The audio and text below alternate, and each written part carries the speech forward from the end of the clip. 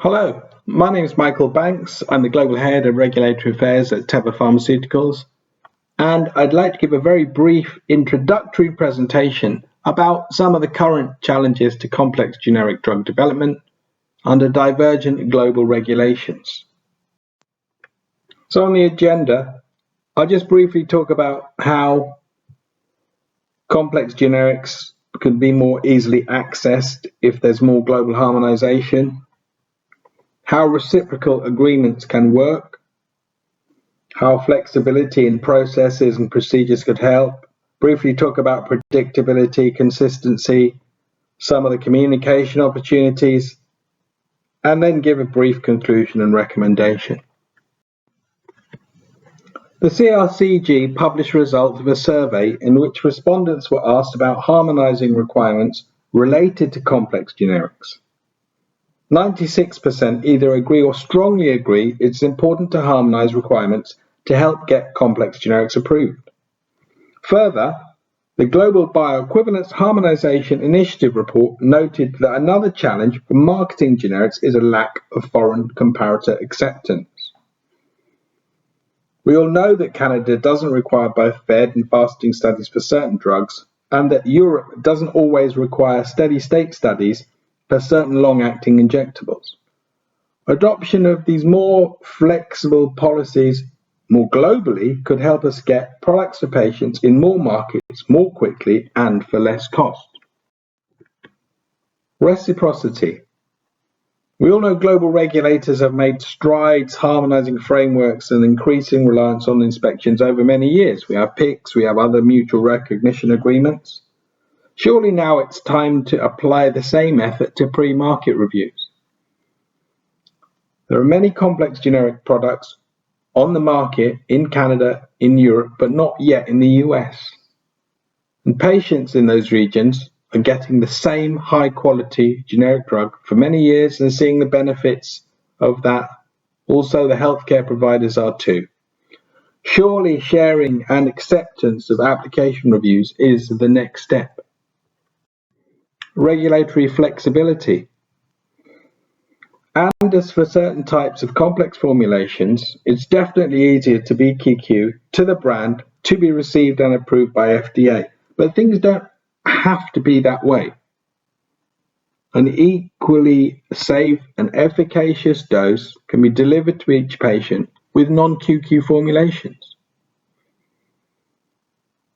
How to allow for more flexibility in demonstrating QQ. We see now the discussion that's going on about improving the IID, and that's a great step. But we know that it can be very challenging to find the most appropriate IID entry to reference, and that can lead to multiple exchanges with FDA. So what can be learned from other countries and regions with regard to how they accept different formulations for complex generics? Predictability and consistency.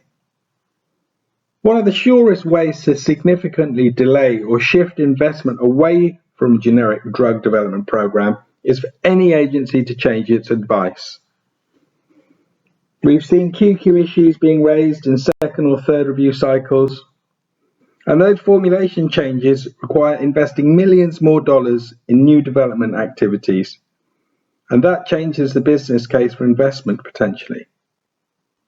Regardless, it will lead to many delays in patient access for years, and in some cases, the whole program may be abandoned. Product-specific guidance. FDA has revised multiple PSGs and applied them retrospectively to ANDAs already under review. That puts back that program many years in most cases. So I'm really looking forward to the improvements under GDUFA 3, specifically for PSG. There are other opportunities to harmonize. When pharmacopeal standards conflict, when there are conflicts between the USP and ISO, surely improved coordination with other global regulators will definitely yield more aligned policies and definitely bring complex generics to US patients much faster. Communication opportunities. Parallel scientific advice is a good program. It's a good step forward, but more could be done. The European approach tends to be more flexible and looks at the merits of each individual application. Product-specific guidance is very much prospective, whereas in the US, it's retrospective. I think the hesitation with regard to PSA is that no one really wants to end up with the highest common denominator.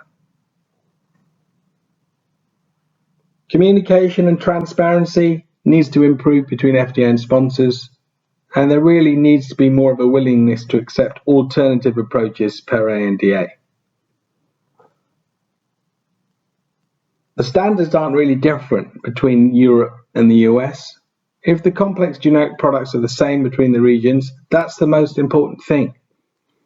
I think CRCG will definitely help define acceptable approaches and alternative approaches, which is very important.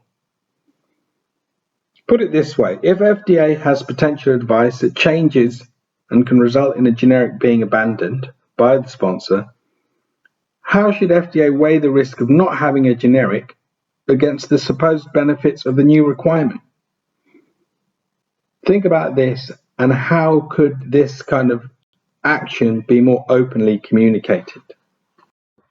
So, I said my presentation would be short. In conclusion, the approval standard for new products is a reasonable assurance of safety and efficacy, not an absolute assurance. And FDA has ample experience making benefit risk assessments based on the science and merits of each individual application. One size does not need to fit all with regard to any generic product. The agency needs to apply similarly flexible approaches to complex generics and their reviews to rapidly improve patient access. The industry fully appreciates the role of the GDUFA regulatory science program, and we're all very much looking forward to the improvements in GDUFA 3 and really moving the needle up on complex generic reviews. But in the meantime, let's improve collaboration with other regulators, borrow elements of their review programs, use their regulatory reviews, and that will undoubtedly result in faster patient access to complex generics in the US. Thank you.